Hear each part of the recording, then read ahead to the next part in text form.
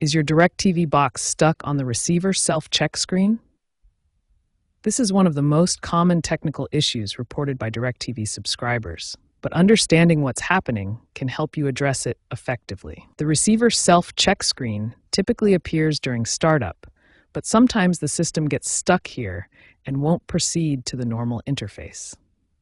This screen shows your receiver attempting to start up, but something is preventing it from completing the process.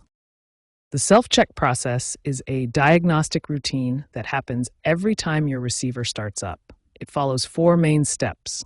First, it verifies that all hardware components are functioning properly. Next, it checks satellite signal connectivity to ensure your receiver can communicate with DirecTV's satellites. Then it loads essential system software and updates needed for operation. Finally, it initializes the user interface so you can navigate menus and watch TV. When the self-check gets stuck, it's usually due to one of 5 common issues. Understanding these causes can help you identify what might be wrong with your system. First, power supply issues. If your receiver isn't getting sufficient or stable power, it can't complete the startup process. This includes problems with the power outlet, power cord, or internal power supply. Second, hard drive failures. Your DirecTV receiver has an internal hard drive that can develop corrupted data or mechanical problems, preventing the system from loading properly. Third, software corruption.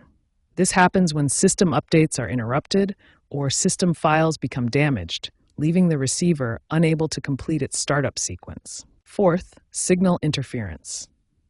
Problems with satellite connectivity, loose cables, or damaged connections can prevent the receiver from establishing communication with DirecTV's satellites during the self-check process. Finally, overheating. When receivers get too hot due to blocked ventilation or component failure, they can't operate properly. Data shows a 40% increase in overheating issues during summer months. Fortunately, DirecTV has made significant improvements in 2025. Enhanced diagnostic capabilities in newer receivers help identify problems more quickly. Improved firmware updates address boot loop issues more effectively than before. And remote troubleshooting tools allow DirecTV technicians to diagnose problems without requiring a home visit. These improvements mean that 82% of self-check issues can now be resolved with basic troubleshooting procedures, making it easier than ever to get your receiver working again. Now that you understand what causes the self-check issue and what the diagnostic process involves, you're ready to learn the specific steps to fix the problem and prevent it from happening again. When your DirecTV receiver gets stuck on the self-check screen, the first solution to try is a basic power reset. This method resolves about 80% of self-check issues by completely clearing the system's memory and allowing a fresh startup. Step 1. Unplug the receiver from the power outlet and wait 15 seconds. This ensures all residual power is drained from the system. Step 2. Remove all cables, including HDMI, coaxial, and Ethernet connections. Then wait an additional 30 seconds for complete power drain. Step 3. Reconnect all cables in the proper order. Then plug the power back in. Allow 5 to 10 minutes for the complete boot cycle to finish. If the basic power reset doesn't work, try the red button reset method. This performs a more thorough system restart by triggering the receiver's internal reset mechanism. Locate the red reset button, usually found behind a small access panel on your receiver. Press and hold this button for 10 seconds while the unit is powered on, then release it.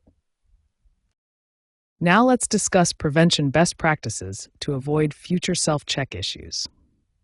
Regular maintenance can prevent most problems before they occur. Dust accumulation is a major cause of overheating and system failures. Here's what dust buildup looks like in ventilation areas. This blocks airflow and causes components to overheat.